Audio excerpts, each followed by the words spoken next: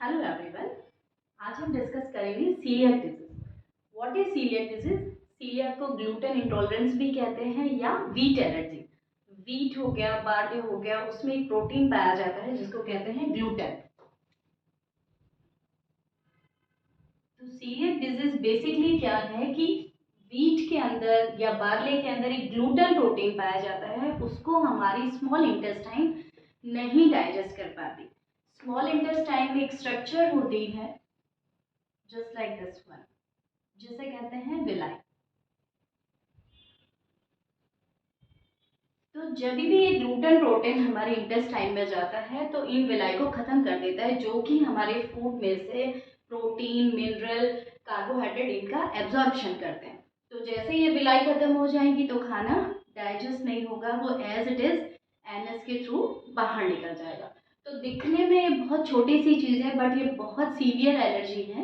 और हम सब जानते हैं किसी भी टाइप की एलर्जी का कोई ट्रीटमेंट नहीं है। एलर्जी का सिर्फ और सिर्फ एक ही ट्रीटमेंट है कि हमें जिस चीज़ से एलर्जी हो हम उससे दूर रहें। सीलियक डिजीज क्यों होती है इसके बारे में अभी तक कोई प्रॉपर आंसर नहीं है, बट अगर मदर केयरिंग है और मदर को सीलियक डिजीज है यानी वीट्स में ग्लूटेन से एलर्जी है तो 5% मदर के बेबी में होने के पूरे पूरे चांसेस हैं। तो और हम ये भी नहीं कह सकते कि ये प्रिकॉशन ली तो बच्चे में नहीं होगा, कोई थीसिस अभी तक इस पे नहीं है। तो इस बीमारी को कैसे क्योर किया जाए कि इसका क्योर भी हमारे अपने पास ही है कि हम उन चीज़ों से दूर रहें जिनमें कि ग्लूटेन पाया जाता है। जैसे हम कौन सी चीज़ें हैं जो नहीं खाते, जिनको भी ये सीलियक डिजीज हो गई है तो ऐसी कौन सी चीज़ है। हम बहुत सारे वीडियोस देखते हैं बट एक पर्टिकुलर चार्ट हमें अवेलेबल नहीं हो पाता कि कौन सी चीज़ें हैं जो हमें नहीं खानी चाहिए। आज मैं आपको एक्सप्लेन करती हूँ। फर्स्ट तो हो गया हमारा वीट, क्योंकि वीट में ग्लूटेन प्रोटीन सबसे ज़्यादा पाया जाता है। गेहूं, बार्ले, जौ भी हम नहीं खा सकते हैं। राई, जिनको भी हमसे मतलब जिनको सीलियक डिजीज है, राई, राई भी एक जौ जैसी होती है जो घर में हम मसालों में यूज करते हैं। ये वो वाली राई नहीं है, ये जौ जैसी शेप में होती है, ये वो वाली राई, उसमें भी ग्लूटेन पाया जाता है। ओट्स, ओट्स भी नहीं खा सकते हैं इस तरह के पेशेंट्स। बहुत सारे लोग कहते हैं ओट्स में वीट नहीं होता, ओट्स वीट नहीं होता बट उसमें ग्लूटेन पाया जाता है।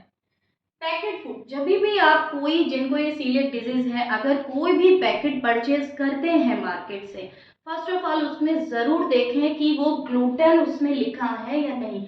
वीट तो नहीं लिखा, वो तो सब चेक ही करेंगे, बट ग्लूटेन कंटेन हो सकता है।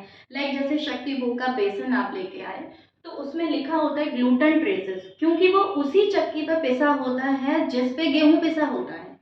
तो सीलियक पेशेंट्स को तो सबसे पहले काम ये करना चाहिए कि वो अपनी आटा चक्की लेके आए, उस पे ही अपना आटा बनाए। अगर उन्होंने मार्केट का आटा लिया या वीट वाली चक्की पे उन्होंने पिसवा लिया अपने लिए आटा, तो उसमें वीट के और ग्लूटेन के ट्रेसेस आएंगे ही आएंगे और वो फिर बीमारी उतनी ही रहेगी। मोस्टली देखा गया है कि वीट छोड़ने के बाद, बार्ले छोड़ने के बाद भी ऐसे पेशेंट बहुत ज़्यादा कंडीशन में, क्योंकि इस बीमारी में सबसे ज़्यादा जो है वो हीमोग्लोबिन कम हो जाता है।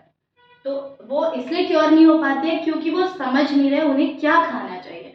तो जब भी आप कोई भी पैकेट का फूड खरीदे उसमें सबसे पहले ये देखें कि ग्लूटेन के ट्रेसेस तो नहीं है। अगर ट्रेसेस हैं तो यू कांट इट।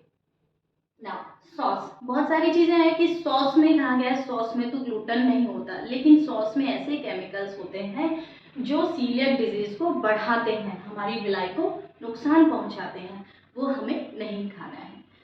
बिस्किट हो गया, ब्रेड हो गया, इन सब में व्हीट है, ग्लूटेन कंडक्टेड है ये, तो वो नहीं खाना चाहिए। मैगी हो गया, नूडल्स, ये सब भी नहीं खाने। बहुत सारे लोग कहते हैं कि सूजी जो है वो राइस से बनती है।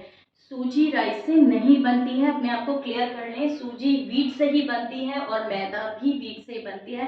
ये दोनों चीज़ें बिल्कुल सीलियक पेशेंट को नहीं खानी है। अब क्वेश्चन ये आता है कि फिर क्या खाएं? बहुत सारे ऑप्शन हैं। लेट्स सी, फ्रूट्स खाइए, किसी भी टाइप का फ्रूट खाइए, किसी भी फ्रूट में ग्लूटेन नहीं होता। आप आराम से कोई भी फ्रूट खा सकते हैं, वेजिटेबल खा सकते हैं किसी भी टाइप की। ज्वार, ज्वार सीलियक पेशेंट्स के लिए बहुत अच्छा है। छोटे छोटे दाने होते हैं, आप उसकी खिचड़ी बनाइए, आप उसका आटा बना के चपाती बनाइए, ज्वार आप खा सकते हैं। एक चीज़ का ध्यान रखना, सीलियक पेशेंट्स को सुबह का शाम या शाम का सुबह कभी नहीं खाना। फ्रेश खाना बनाइए, फ्रेश चपाती बनाइए, उसको उसी टाइम खा लीजिए। अगर आप रखी हुई खाते हैं तो वो इतनी सख्त हो जाएगी कि आपकी इंटेस्टाइन फिर उसको नहीं डाइजेस्ट कर पाएगी। कॉर्न, मक्का खा सकते हैं, मिलेट, बाजरा खा सकते हैं, मूंग खा सकते हैं, चना खा सकते हैं और कोई भी दाल आप खा सकते हैं। किसी भी दाल में ग्लूटेन नहीं होता।